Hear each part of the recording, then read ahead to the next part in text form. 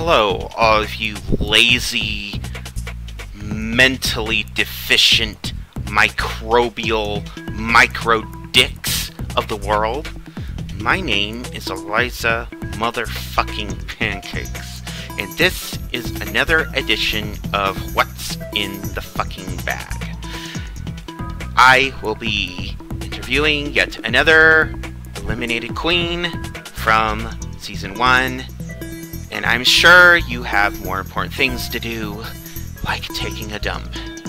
But if there's absolutely nothing else left to do, this show will still be on, so by all means, watch if you have absolutely nothing else to do.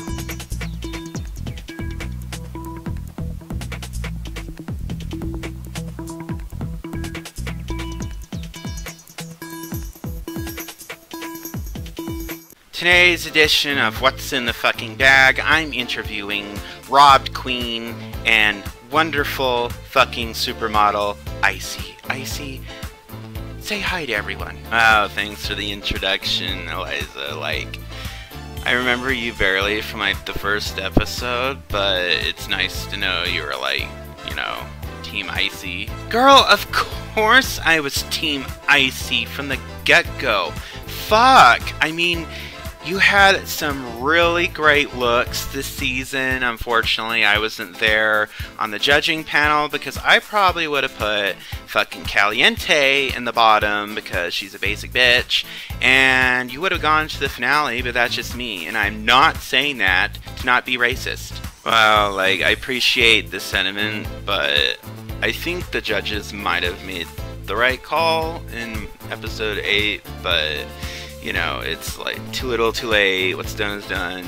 Time to move on, as they say. Wow, Icy, have I ever told you that your vocal fry is fucking amazing? It is not in any way, shape, or form annoying or grating on the nerves in a Kardashian-esque fashion. It is wonderful. I am living for it, 100%. Oh, thanks, I guess. I guess it's a compliment. So what everyone's probably already aware of by now is you were wrongfully eliminated in episode 8, the Masquerade Ball. So why don't we talk about that first? Where do you think you messed up?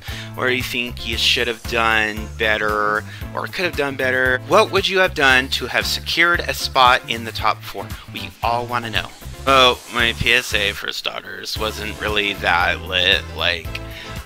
At first I thought being, taking a comical approach would be for the best, because a lot of people are, on edge, upset, and I figured, I'll just lighten the mood and, just make it, informative, but also, funny at the same time, but obviously that didn't turn out how I wanted.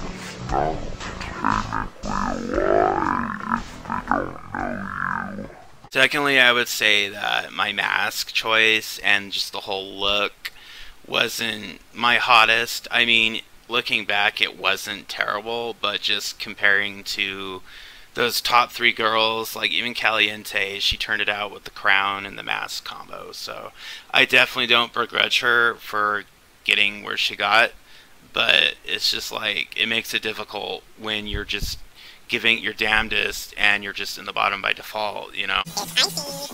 Oh, icy. Something green, or maybe cream teal. I like this look. You hesitated. I did hesitate. I'm not crazy about the choice of hair for this particular mask and dress. I probably would have worn a bun, or maybe a beehive. Something more ballsy. Not that hairstyle. I like everything else, though. Yeah, I agree. I'm just not crazy about the overall look, to be honest. There's the Izzy that we know about. On closer inspection, the makeup is kind of almost like she's not wearing any. Agree on the hair. It was not a good choice, at least for this dress. The mask, I like the mask. The earrings, everything is color coordinated. I like that. It's still, I'm having a difficult time, criticizing this look because, like, the past 3 looks, they've all been amazing. Yes, they've all been just really good. But the only thing I think of is just the hair. I agree, Siobhan. This is another strong serve. I don't know. I personally found your PSA to be a fucking riot. I mean, people can't fucking lighten up for a moment. I mean, yeah, sure, people are dying, but who gives a shit? The world has too many goddamn people on it to begin with, and this virus is helping in that regard, you know? And you know what? If it wasn't that, something else would have killed them. You know, so good for that. Good for hamster virus. I don't know what other virus people are thinking of because, you know, My First Pet DLC for Sims Pets. There's a virus that came with it, hamster virus. Yeah, that's what we're talking about. So don't get triggered. Don't flag this video. Fucking SJWs. Oh, like, I probably wouldn't have gone that far and say, like, the hamster virus is a good thing because, you know, while most people are cured of it, a lot of people are left, like, loopy and weird acting and just not the same. So obviously a virus helps. Also, not handling, you know, strange foreign hamsters helps because, let's be honest, they're crazy, like, they're cray-cray. Well, I guess enough about rabid rodent fever, whatever the fuck it's called, from My First Pet stuff that I'm sure everybody just loved. Let's talk about what's in the bag. We have 3 wonderful, oh, gorgeous fucking looks here. I'm assuming these are for all 3 of the categories for the finale, which you were robbed from. Let's talk about these ones, starting with this one.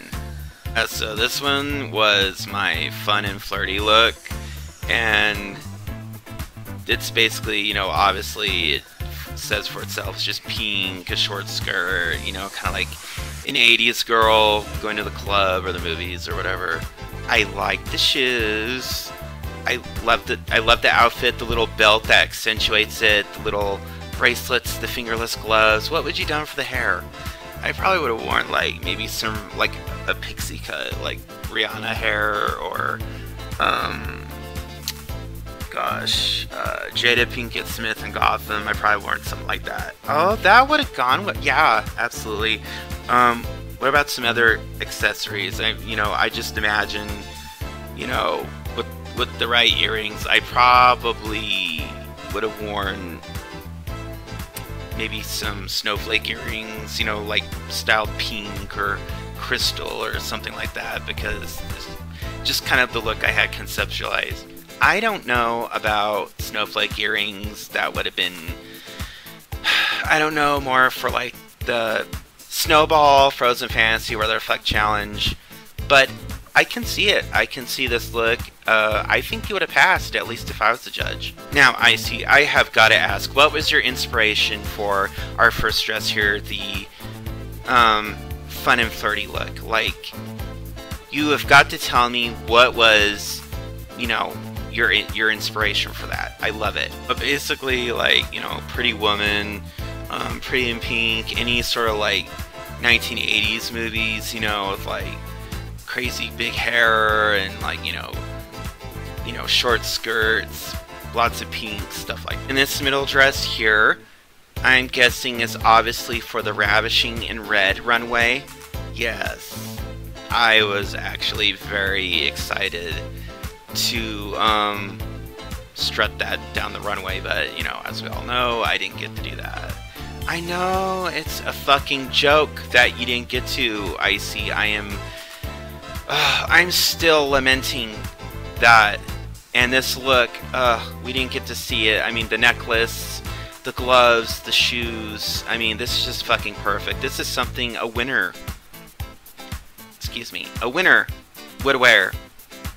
Well, I mean, obviously everything I do, I just visualize myself winning, and like I don't, I don't fuck around with it. I just make sure I put the best in it and try to go for. Well, you know what? I can absolutely see that, because this looks like something, like I said, a fucking winner would wear that. And to me, I saw you and I thought, winner, absolutely. You got the charisma, the style, the talent, and who else could pull these looks off? Certainly not fucking, Parsley or Terrorizing. I mean, Jesus Christ. Well, I mean, that's just like fucking a matter of opinion, What would you done for the hair, I'm wondering?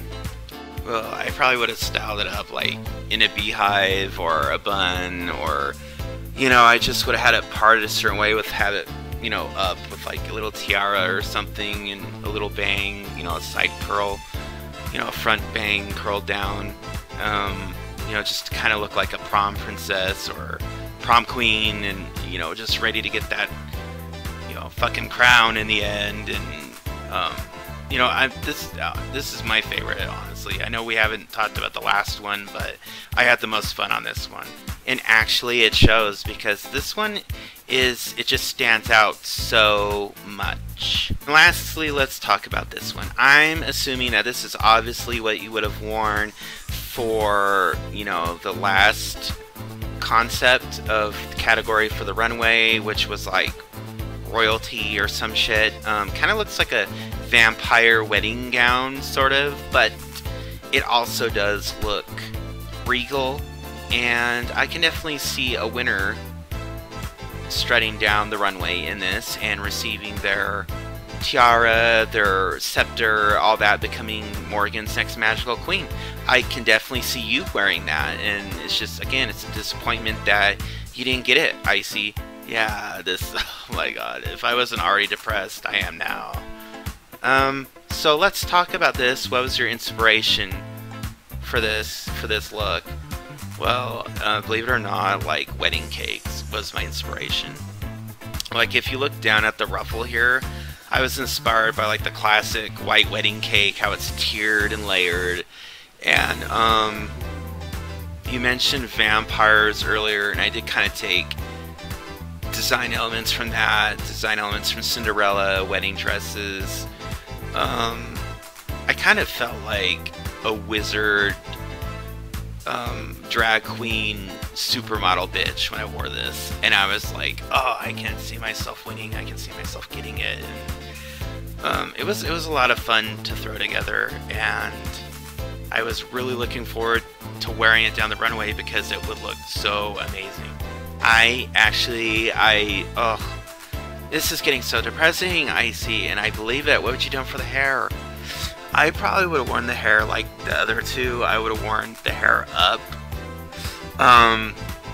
Because this is like a look where you're trying to look regal and royal like a queen, and that's definitely something a queen would have worn, just to stay classy looking and all that. Well, Icy, it sounds like you had a lot of really good ideas, and it's just a shame that you didn't get to put them to use. Maybe we'll get to see something for the finale, huh? Oh, sorry, I forgot. That's fucking cool. Well, unfortunately, that's all the time we have for this episode, but join me next week as I am joined by special guest, the head of the Church of Satan, Anton LaVey, as we have girl talk while watching the Golden Girls.